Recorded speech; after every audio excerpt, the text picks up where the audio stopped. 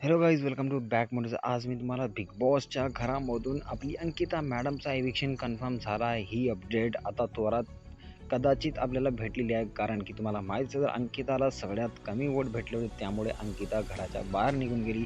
आणि तुम्हाला मी सांगतो की सगळ्यासमोर आपल्याला असं दाखवलं गेलं की अंकिता तर तिकीट म्हणजे फिनाले फोडून त्याची म्हणजे जर्नी व्हिडिओ दाखवून तिला ग्रँड फिनालेमध्ये तरी नेलेत. परंतु आज अंकिताचं दी एंड झालं बिग बॉसच्या घरातून. तुम्हाला काय वाटतं की अंकिताचं डिसिजन अनफेअर आहे की फेअर आहे? मला कमेंट करून सांगा.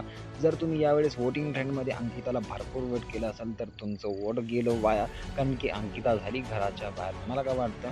मला कमेंट करून सांगा. आणि भाऊ, एकाच्या नंतर एक म्हणजे निक्की आणि आपले सूरजदादा बाजी मारत जात आहे आणि निक्की सगळ्यावर टॉपवर चालत आहे. तुम्हाला काय वाटतं की निक्की ट्रॉफी घेणार की नाही? आणि सूरजदादाचं तर विचारू नका. सूरजदादाला तर एवढं महाराष्ट्राचं प्रेम भेटत आहे की विचारूच नका.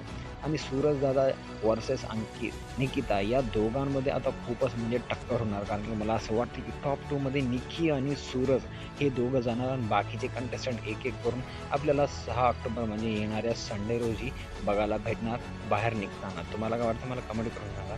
त्यानंतर तुम्ही या वेळेस जास्तीत जास्त कोणाला वोट केले? आणि मला असं वाटतं की आता निक्की आणि सूरज सोडून बाकीचे आता तर अंकिता झाली. त्यानंतर आपल्याला डी-पी दादा आणि बाकीचे उरलेले अभिजित, वर्षा हे सगळे एकाएकानं बाहेर जाताना बघायला भेटेल. आणि बाकीचे कंटेस्टंट तुम्हाला माहीत असेल की आपले प्याडे दादा निघून गेले. त्यांचं सुद्धा अनफेअर इविक्शन झालेलं आहे. परंतु आता अंकिताचं अनफेअर तर नाही मला असं वाटते. बघू काय होते पुढच्या व्हिडिओमध्ये. तोपर्यंत बाय बाय.